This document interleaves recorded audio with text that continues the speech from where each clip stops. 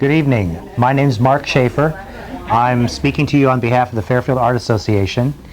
We're here at Democratic Design on the west side of the Fairfield Square, which is hosting our current exhibit, Richard Dutton Watercolors and one acrylic. Right, watercolors and one acrylic. One acrylic. This show will be on display until September 26th during regular business hours, and people can drive by and see when those hours are. I think maybe they don't start quite at 9, but you know, if you're here at 2 o'clock in the afternoon, I'm sure you'll be able to catch it.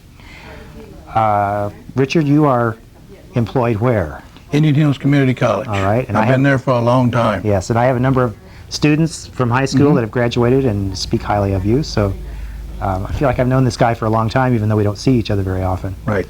Just talked to some of your students just in the last few days. Great, great. Well, we'll go and take a look at your pictures now. Okay.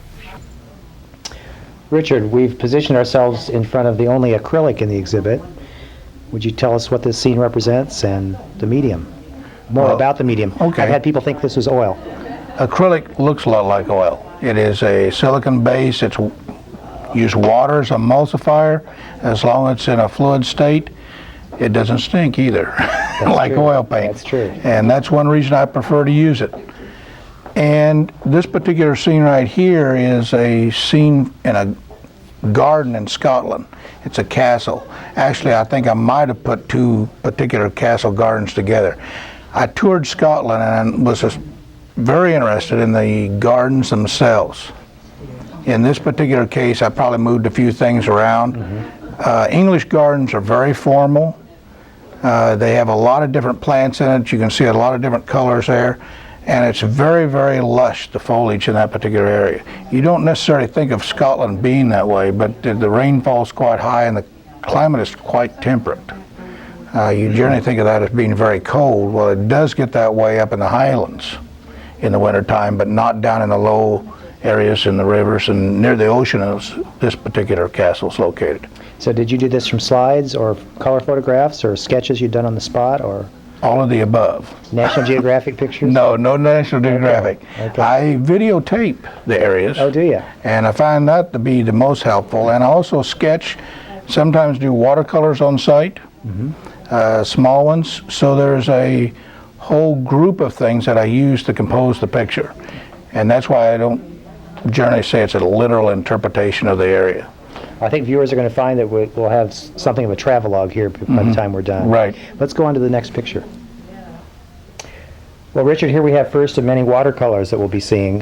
You said this has an interesting story. Right. I was sitting on this rock, and this is Maine, by the way. This is the United States. And again, I was on a sketching trip, and I was sitting on this rock right next to the ocean. And I was sketching this area, and every time actually I was sketching another area first. And every time I looked around, the Seagull had moved about 1 foot closer.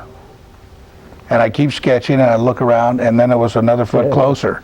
And I'm beginning to think I might have been on his rock.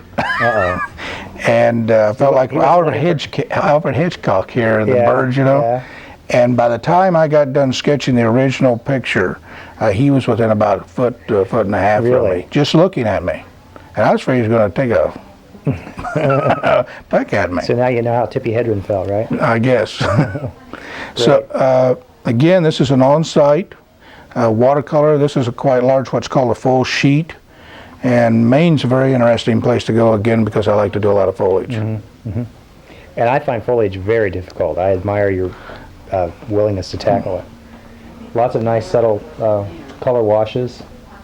Did you get to the Portland Museum to see all the Winslow Homer? Yes. Yeah, went to a quilt show and the Winslow Homer. There's just a lot of things to see up in that area. Maine's You don't think of that as being in Maine. Yeah, Maine's wonderful.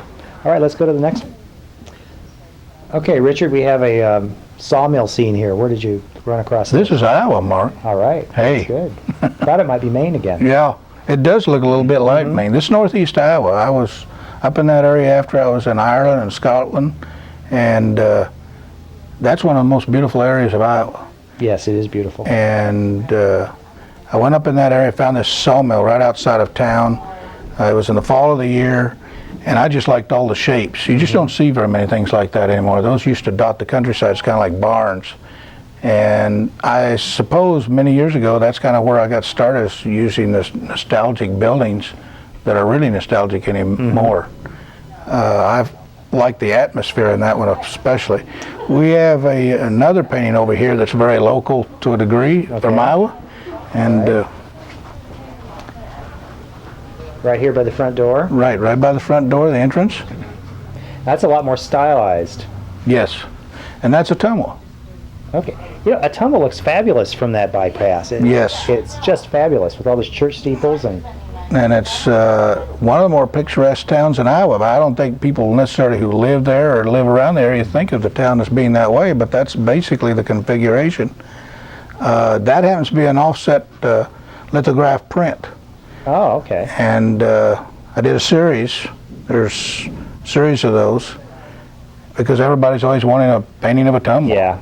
So that's one of the Catholic churches there. Which one is that? That's on the left there, next to the courthouse. Okay. And then you go over to the hotel, and then the Episcopal Church, and then as you go over to the right, the Methodist Church, and the skyscraper in Ottumwa, the Hoffman Building. There you go.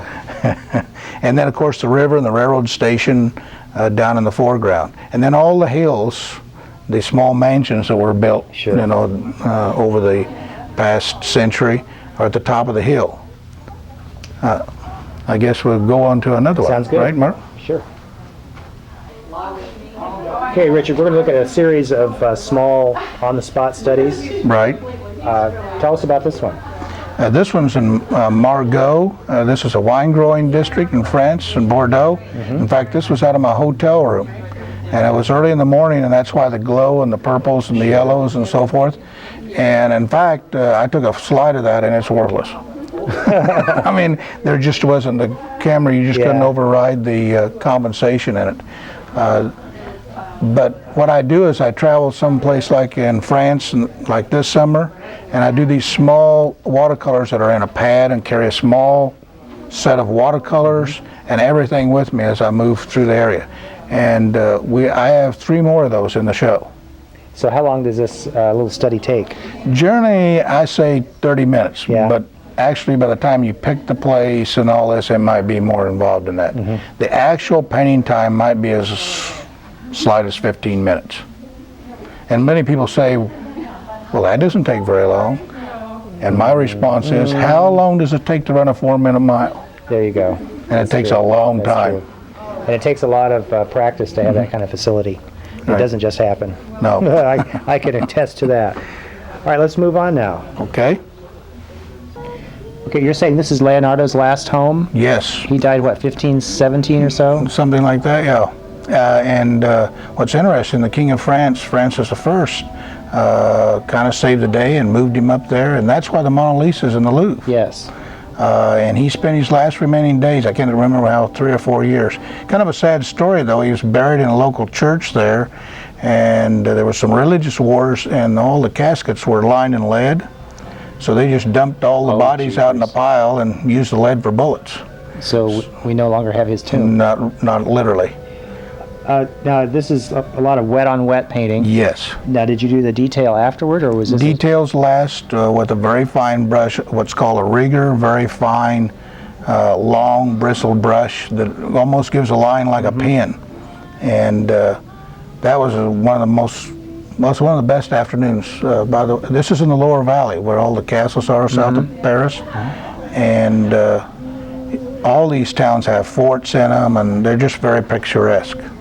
Yeah, wonderful subject matter. Yes, very wonderful subject matter. Now we're going to scan across here. Is this the same town? No, this is another little place, a place called Rochepot, and this is in Burgundy, and it actually looks like that. That's incredible. Many people say Walt Disney surely built that, but he didn't. And the little tile roofs that you see at the top, those colors up in the top there, that's unique to Burgundy. And that's about south of Paris, about 160 miles. And of course, that's a great wine growing region also. Yes. And that's my other like, by the way, is I really do like wines. So you say you're taking a tasting class right now? Right now, yes. Great. I really probably don't need it, but I'm taking it anyway. And the picture And below, then- this is Iowa again, I assume. Yes, and it's a winter scene, which that's going to come about pretty soon. I like winter scenes, especially in watercolor, because you use the white of the paper. Yes. In watercolor, you don't use white paint. Everything that's white or light is the paper itself. And that's so hard for students to Right, because latch it's a onto. reversal type of Yeah, thing. they want to fill in everything. And that's hard to leave it, even for me. I find it hard to leave the negative space like that. Now the dapple effect in the trees, is that when you sprinkle salt on it, or? That's Maskoid. That's a rubber, okay. and you just splatter it on there randomly, just like snowflakes, and that gives the effect of snow coming down and Before you paint. right. Right. Then you do that ahead I of knew time. that. I'm just you saying knew that for the I know. viewing I know. audience. I know. All right, I just didn't want you to think I don't was- use that a lot anymore, actually. But in snow, it's very hard to be without it, of course. Yeah, that's real effective. I think that's one of the more nostalgic pieces. But a lot of people say, well, maybe you shouldn't be as nostalgic in an artwork, but that's the way it is. There's enough Yeah. vicious stuff going on in Right, the world. A little nostalgia didn't hurt anybody. Well, this is interesting because it's still this rural, kind of rustic nostalgia, but it's much more tightly painted. Can you describe the difference between the way you painted this picture and the one we just saw? Well, the basic difference is it is tighter. I guess I just become much more focused on the hard lines, especially in the architecture. And at the same time, there's a lot of loose splattering in the painting, but all the architecture and the trees are handled in a very exact, precise manner. And I like to put that in a painting, the juxtaposition of those two elements, the loose or the free with the exact. And I like the lighting in this one especially. It's somewhat unique. If you drive across country, probably in about another month, that's about what you're going to see. Yeah. Pretty close to it. The purples and the mauves and oranges in the background are very nice. Well, and the blue cast that you get on the roofs, of course, those tin roofs like that. And I like evergreen trees, obviously, because that, and by the way, I use that as a trademark. I put an evergreen tree in everything. Oh, that's good to know. Yeah, it's just a little thing. Neat. It's like putting something, artists get so they do that, I think. Yeah. And I try to do it almost in every painting. I went through the happy face thing for a while, but I gave that up. You gave that up? Yes. Too many on gas tanks out in farm fields, That's I guess. true. That's There we true. go. Been there, done that. We're going to pan some more castle studies in France, I assume. Right. And while we're doing that, I just wanted to remind people of the dates for the show. It'll be on display at Democratic Design until September 26th. You can view it during regular store hours. They open at 10 in the morning and close at 5, except on Wednesdays and Fridays when they're open till 8 p.m. So you all come down and take a look. They're really, really a very nice collection. Now we're moving out of the realistic travel scenes into some of Richard's abstract studies. Would you care to comment on this a little bit? Well, this one is a very recent one. And it's just been sold, I might Yes, add. and it's just been sold. And this is based upon medieval and Byzantine artwork. Ah, And I've become very interested in that, visited some sites with it, and I've purchased some gold leaf. So this has gold leaf mixed with the watercolor. great. And there's an ancient tradition of that in the West and also in the Near East. And I've always been intrigued with it, the freshness, and I've tried to emboss the gold. So I'm going to be doing a lot with that in the next few years. Oh, that's exciting. Now, is this real gold leaf or the fake, No, fake stuff? this is real gold. Okay. This is the real thing. I paid for that. I bet. And it isn't terribly expensive because it's tissue thin. A little bit goes a long way. I Yes, hear. and you pick it up by running something through your hair Uh-huh. to pick it up because the electricity will magnetize it and so forth, or do something so you can control it. Yeah, and it's always nice to hear that kind of background with something like this, because you know, it's, for most people, it's harder to connect with an abstract piece. But So there is a historical basis to that, and actually abstract work has been around for a good century as far as yeah. in the West. Yes. And really that is based upon Byzantine and medieval, which was again abstract by and large. Very much And so. based upon a lot of symbolism, and that has a lot in it. Good for you. This piece is exciting. All these squiggles and wiggles and fresh overlays of color. Tell me about this. And Well, it's almost the exact opposite of the last one we were talking yeah, about. really. And this is based, by the way, on a garden scene in Scotland again. Okay. And the shapes, there's fences in there, there's trees, there's plains, there's metallic paint in this, so it's relatively experimental, but at the same time it's based upon a realistic subject, even though it's basically color. And if you've been in certain parts of the country, I found out that there's certain colors in particular to that environment. And this painting does have that. Scotland's just full of really wild and fantastic colors. Well, you don't think of that. That's No, you just you got all those plaid kilts. I guess we should. right. I guess I found out I was part Scottish when I was there. By the way, Now, do you think the tartans, the colors in the tartans, are derived from the colors in the landscape? could be after I was there. I was surprised at the colors because it's kind of bland on one respect, and then on another respect, there's color every place. I think it's because of the ocean and the sky and the rocks or something. It's one of those things I didn't realize that that's the way it was. Now, do you still take people on tour? No, I don't do that anymore. I know you used to. I used to do that and enjoyed it very much, but that's called work. Now you're doing it solo. Yes. Great. So,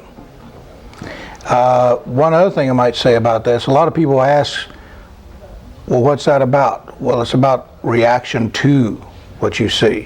And it's more the art elements like line and color, especially color and stroke. And it's like calligraphy, it's like Japanese picture writing, it's like that type of thing as far as maybe what you can see. And when you walk up to a painting like this, just take a natural reaction. Don't try to see what's actually there in a reality. I always tell my students to look at it like they would look at a landscape. Right. You don't ask what the Grand Canyon looks like. Right. It's just that's the way it is. Yeah. Well, people don't ask that about music. They don't listen to music and say, well, that sounds just like the bird I heard yesterday evening. Yeah. I mean, they take it for what it is. The harmony, the balance, the rhythm, the color, whatever. Point well taken. Well, Richard, here we have another one of your freewheeling abstracts. Give us the lowdown on this one. Well, freewheeling is probably a good way to start describing it because I actually have to practice the strokes before they actually come about. Interesting. And that's quite a large watercolor. That's 32 by 40 inches. That's very large for the material. That's actually based upon the landscape and sky structure of this particular area. I call them part of the Great Plein series. And if you notice the sky, like I was driving over here, there was clouds moving across relatively flat and had a particular shape to them. And then you see just on the horizon line these little bumps and shapes that define churches or buildings and farms and trees and telephone poles. And then you have all these roads and lanes and so forth that lead through all these shapes.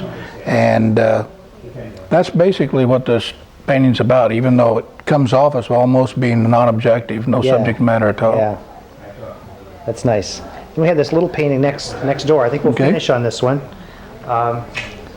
You were talking about this being an historical scene. Yes, well, I guess I was going to pay homage.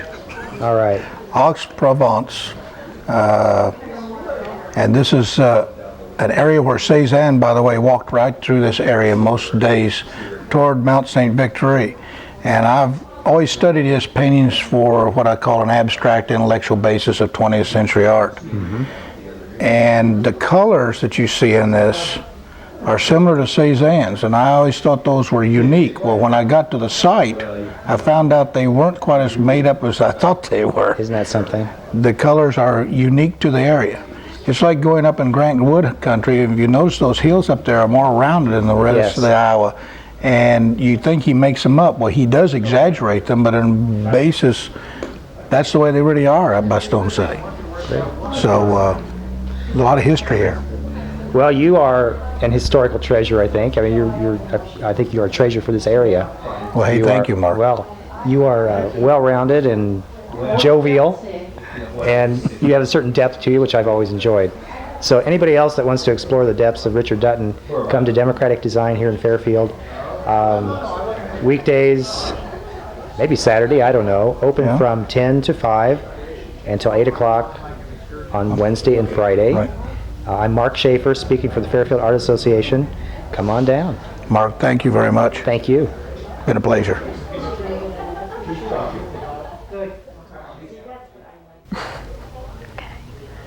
Deb, on behalf of the Fairfield Art Association, we would like to thank you from the bottom of our hearts for holding our first exhibit of the year here at your store in association with your grand opening. We think it's just working out wonderfully well, and we thank you very much for allowing us to do that. Oh, thank you. It's been wonderful. You're always welcome. It looks great. Thanks. Jane McNerney is president of the Art Association this year. Last year we were co-presidents, and this year you're taking it on your own, and you're doing great. And we're starting the 1997-98 season, and we've got a lot of things lined up. This is our first show at Democratic Design, Watercolors by Richard Dutton. And coming up for our next show, we have... Our next scheduled show is October 10th through the 24th, which will be photographs by Terry Dorothy, and that will be shown at the First National Bank. But I would like to add before that, we are working on a religious art exhibit in conjunction with the First Lutheran Church here in town, which will be held at the Libertyville Savings Bank on or about September 24th. September 24th through the 8th of October. Right. With a grand opening hopefully on the 28th of September, but details on that will be in the newspaper. And that's also in September. Then coming up in November 7th through the 21st at the Iowa State Bank, we have paintings in watercolor by Mary Muller. And then December 7th through the 21st is an annual show that we have, the Young Artist of 1997 this year. The location is to be announced yet. It's a showing of Fairfield Community School students' artwork. And that's always a big show. Then in January, on the 9th through the 23rd, we've got Sculpture by Christopher Bennett, and that will be a really great show. And that will be in the banks, Iowa State Bank, First National Bank, and Libertyville Bank. And we'll really enjoy welcoming Chris back to town.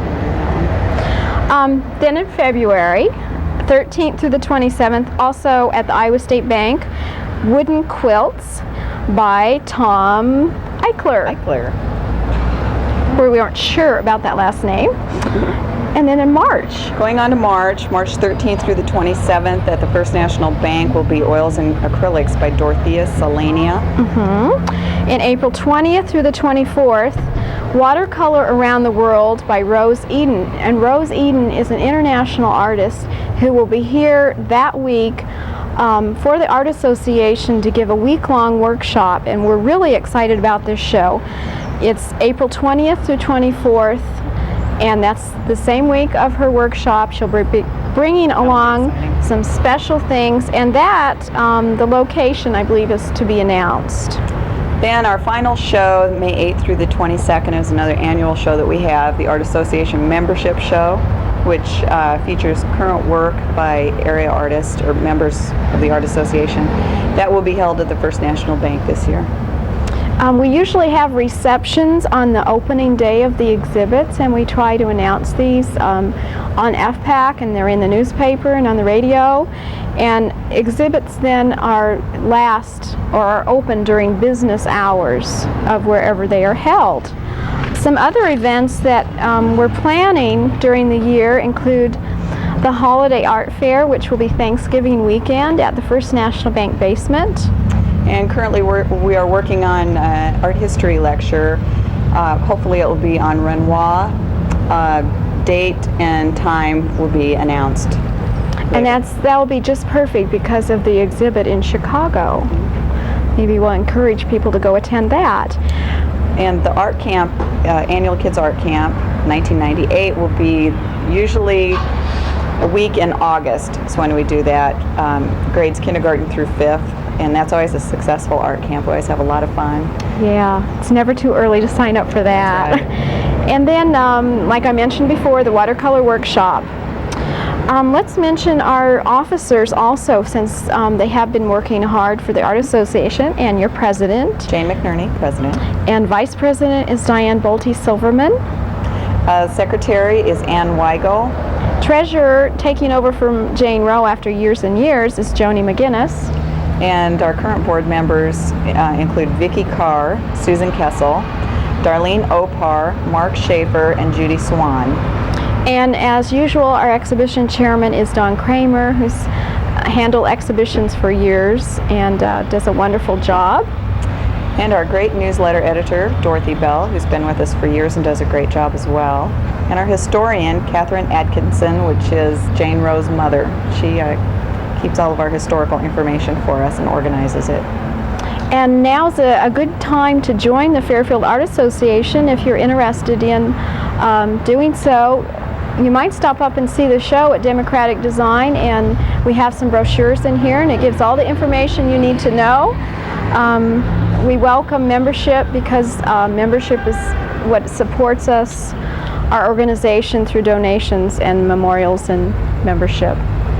And as becoming a member, you can take advantage of having reduced rates on some of the activities that we do provide throughout the year.